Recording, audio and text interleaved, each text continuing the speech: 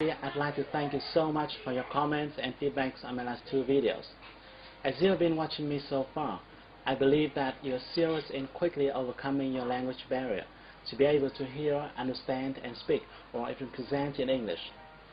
If you're like some friends of mine, you may have your own unique talents. You may have your dreams and wishes.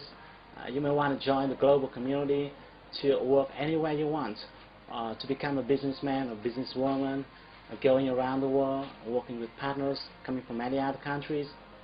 But you and I have the same disadvantage of living in a non-English speaking country. Some years ago, when I was struggling with my English, I used to ask myself, why is it English? Why isn't it Vietnamese? I'm not sure if you ever had the same thought, but that damn language is holding you back, right?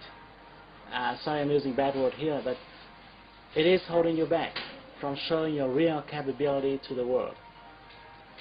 Now I want to tell you that it is not very hard to learn to speak a new language if you know to do it the right way. That's why I'm here to share with you some of my best knowledge and experience, the knowledge that I usually teach in my private coaching class only. But the reason why I created this video series and share with you for free is because I don't organize such program very often, and I have to do many other consulting works. And I understand that not everybody can afford to spend more than $100 to attend my class, my 3 or 4 session program. So I created this video hoping that it will help you achieve your goal. In the last video, we have talked about the core vocabulary, and we have learned that it determines whether or not you will quickly achieve your learning target.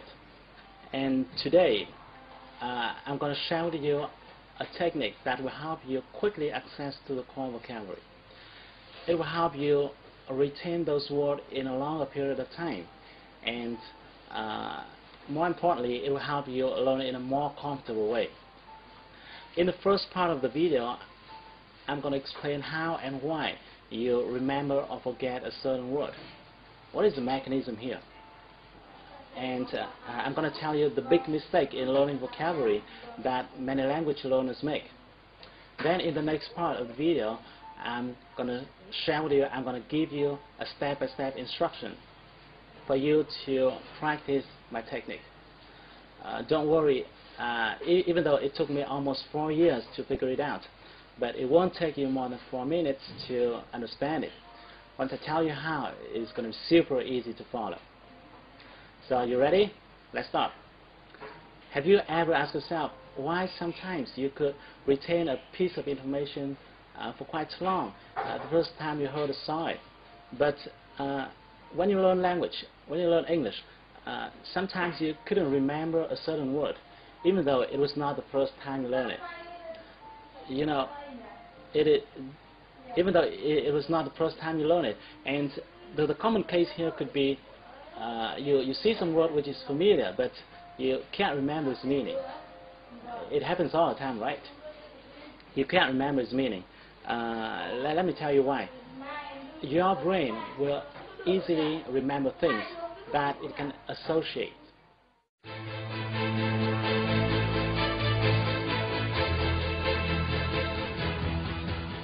In his book, Second Nature, Human Brain Science and Human Knowledge, the Nobel Prize-winning author Gerald Alderman reveals a lot of interesting findings about human brain.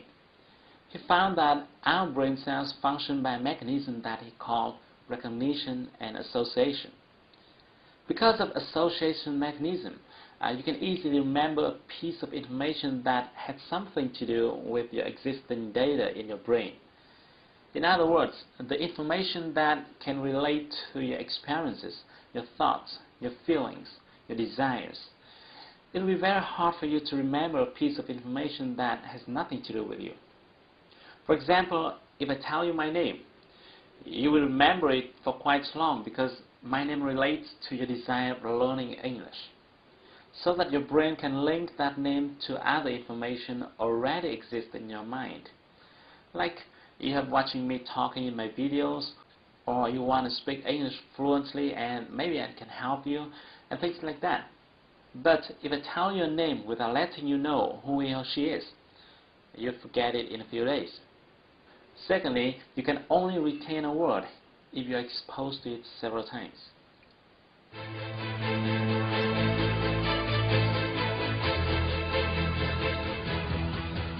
This is a very important point here, and many people don't know it. It is you need to be exposed to that word in different contexts.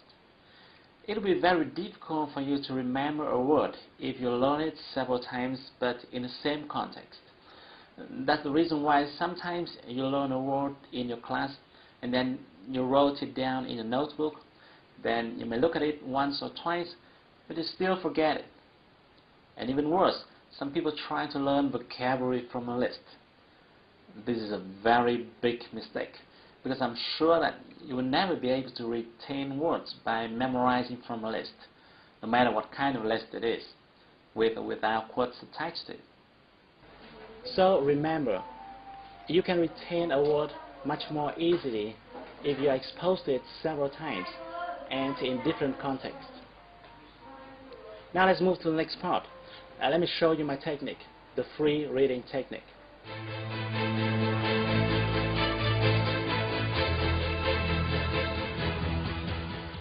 The reason why I call it free reading, because I want to distinguish it with the comprehension reading section that you usually find in the textbook. To give you a better view, let's take a look at this one.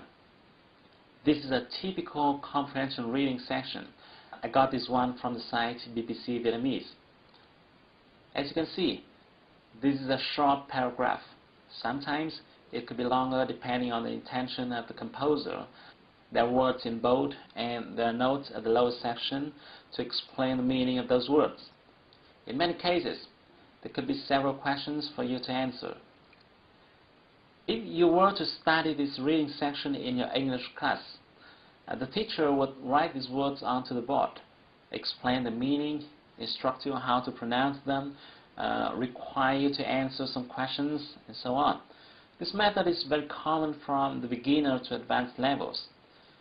When using this approach, the teacher assumes that you already know all other words.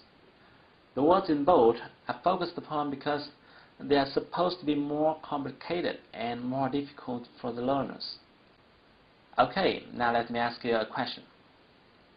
Are you sure that all those difficult and complicated words listed in the example are worth your time and effort? Recall what we talked about in the last video, the Pareto principle and the core vocabulary. You want to make sure that the words you spend time on should be the most common words. Coming back to the example, you can now see that the comprehension reading method tends to drive you to focus on the most difficult words. And my next question is, are the difficult words the most common one? Unfortunately, the answer is no. Most of the times, the shorter and simpler words are more common than the long and complicated ones. If you want to check how common a certain word is, you can use the website Word Count. Here's the web address. This is a website that provides rankings based on how common a certain word is. Even though I can't vouch for its reliability, but at least it can give us a rough idea. All you need to do is to enter the word you want to check in the Find Word box and then click the arrow button next to it. Let's give it a try with the word humanitarian from the reading section. Here we go. We got a ranking of 11,000 plus. This result shows you that the word is far less common than the 3,000 most common words. Now let's come back to the example and see how we can approach it in a more efficient way. What we're going to do is that we are going to remove all bolds from the words in the passage. Because this paragraph is quite short, I need a long one to make my point clearer. So I simply did a search on Google and found this one. This is another article talking about the same story. Now what I'm going to do is I copy and paste it into the Word document. Now if you screen these two articles, you'll find some words that appear 2, 3 or even 4 times. Let me do it for you, and let me highlight the words so that you can see them more easily. They are reporter, attempt, newspaper, film, access, deal, family. The phrase "say on the videotape" shows up twice. Again, if you want to check whether these words are really common, check it out on the site wordcount.org. Here, if you type the word attempt in the search box, you will get the frequency ranking of 882. This shows that the word attempt does belong to the group of the 3,000 most common words. The logic here is simple. The words that appear more frequently should be more common. Obviously, doing this way is really hard, and there's a much better way, the free reading technique. Here's what you're going to do. Firstly, you need to prepare some tool for you to quickly check word meaning. A favorite tool of mine is Click and See. I use it to see the meaning of a word in just one click. Or you can use any kind of dictionary software you want. But you want to make sure that you use something to check the meaning better quickly. So don't use a regular book version of a dictionary because it will slow down your reading speed. Now that you're ready, let's start to read from the beginning. Every time you face a new word or a word whose meaning you don't remember, use your dictionary software to check its meaning quickly and then continue to read. Here are the big don'ts when you're reading. Don't take note of any word, including new words, difficult words, long words, complicated words. Just don't take any note. Don't force yourself to remember any word. And finally, don't underline or bold any word.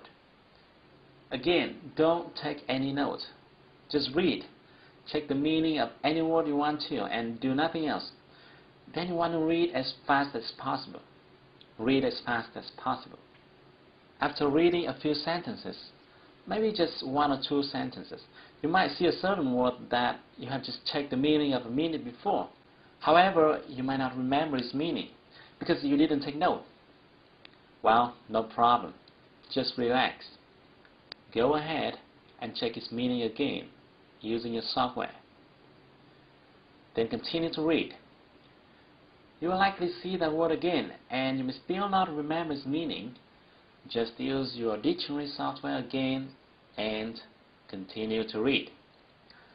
Well, after seeing a certain word 3-4 times and checking its meaning over and over again, I'm sure you remember it the next time you see it. And then, guess what happens? You'll have learned a word from the core vocabulary. Here's the key. Those words that you have seen over and over again are the most common words. The methodology here is very simple. The most common words must show up repeatedly. After reading a long piece, you will forget many words and retain some words. Those that you forget are uncommon words. Those that you retain are common. Now, you might be wondering why such a simple technique could be so powerful. Let me explain.